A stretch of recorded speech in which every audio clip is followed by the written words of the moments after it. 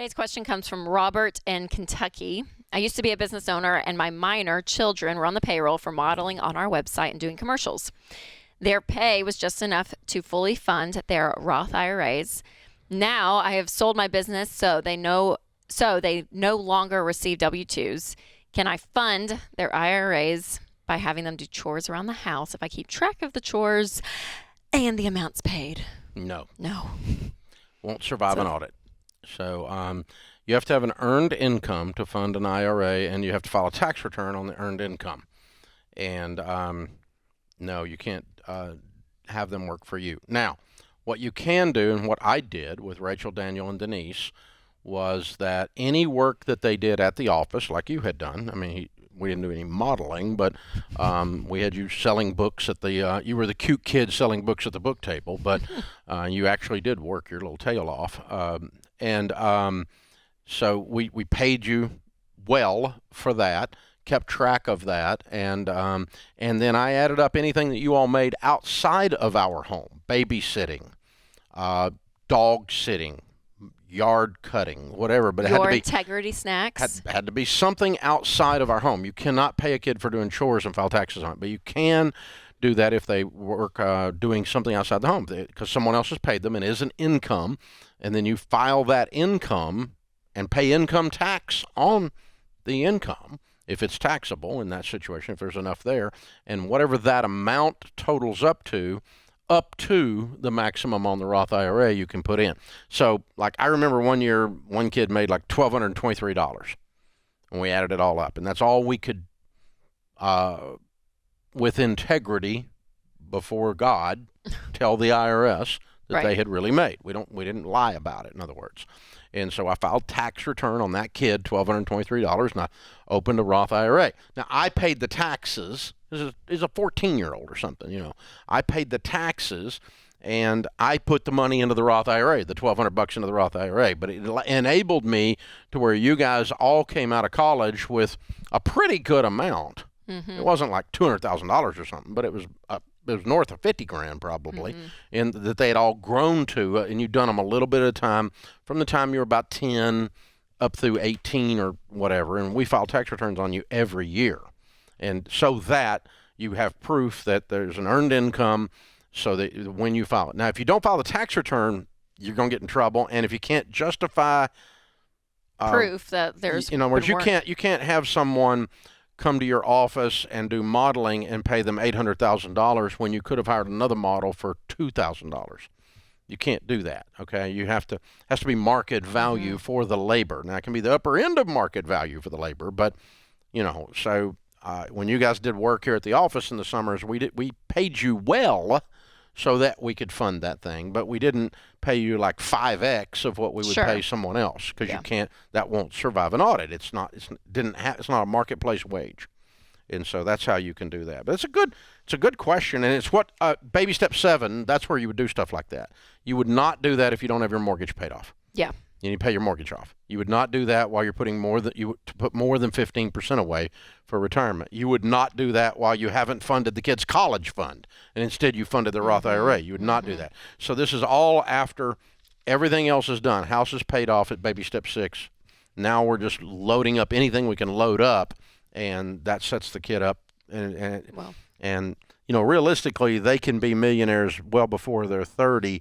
If they stay out of debt, don't have college debt because of you, and you do stuff like that because of you, and then they come into their first home, and you're able to help with that because of you. You do all of those kinds of things. You could set that, if the kid's got their head screwed on, sure, then they can come out. The math comes out really well in their favor. Well, and it's the intentionality, and I feel like that's a little bit of that idea, like when people say, like, the rich get richer kind of thing, right? Like it's a different mindset, but when you have the mindset of baby step 7, when you as a person, you have no payments, your house is paid off, you're funding college, it almost gives you the bandwidth to think, okay, how can I continue to change my family tree? What is that?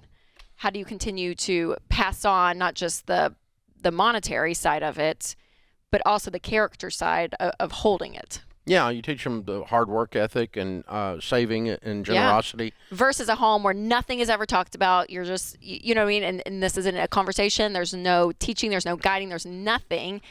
then your child has to start from ground zero Right. as an adult, Right. probably getting themselves out of debt and trying to figure this out, right? So it's just the whole changing your family tree. It's a big scope, Yeah, it is. It's more holistic than simply the math. Totally. Yeah, I think that's so. That's what you're saying. For sure. Yeah, and you're right. It is the answer, because I didn't grow up in a rich household. I mean, we weren't poor. I didn't go without food or anything, but we weren't rich. I mean, we knew those rich people lived over there, And so when I decided I was going to become a student of rich people, the rich get richer is that's how people that are mad about it always say, the rich get richer, poor get poorer. Yeah, well, yeah, because they keep doing rich people stuff, which is intentionality. It's not screwing people. They just think about it. When I, the way I grew up, you wouldn't have thought about doing something like fund the kids' Roth IRA. We weren't even funding our own Roth IRAs. Let's talk about funding some 12-year-old's Roth IRA. Right. That's an intentional, like you said, that's intentionality. Well, and you have the bandwidth mentally to say you're not worried about, putting food on the table and paying the bill next month. When you're out of that mindset, something happens. When you don't have debt, you have an emergency fund, you follow this plan, there is a shift, I think, that you have the capacity in your mind to start thinking, okay, what else can we do creatively to help our family? Well, it opens up both investing and generosity. Yes. Because you've got the bandwidth. And the bandwidth doesn't come from more money. The bandwidth comes from being on a budget. Right.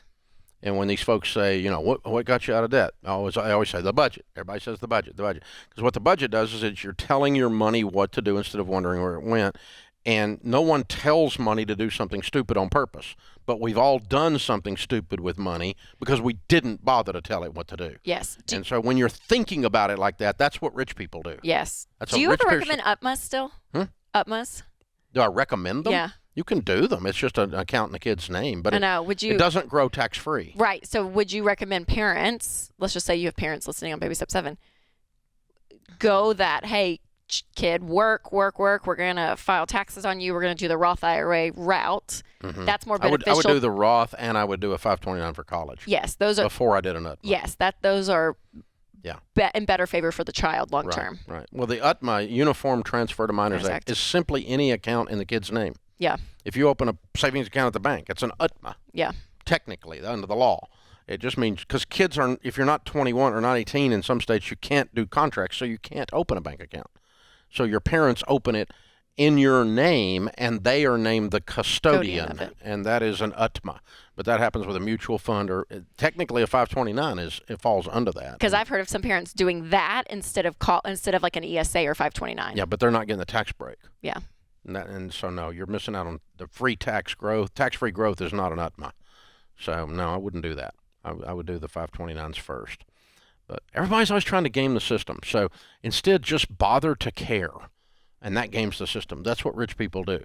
Rich people are not consumed with money. They're not greedy. It's just they are students of it rather than students of victimhood. Now, some poor people are poor not because of their bad habits. Some people are poor because they're in a situation where they're being oppressed by another people group in some way. And so poor people are often taken advantage of, and it keeps them poor. And that's not good. I mean, we never endorse that. But every time I have done something stupid with money, it made me more poor. You lost money. That goes with the part of it is that, okay? Part of it is you're doing stupid stuff with money. And part of it is just the evil that is in the world that, payday lenders taking advantage of people, right? Yeah. That kind of stuff. And you don't see payday lenders in the rich end of town. There's a reason.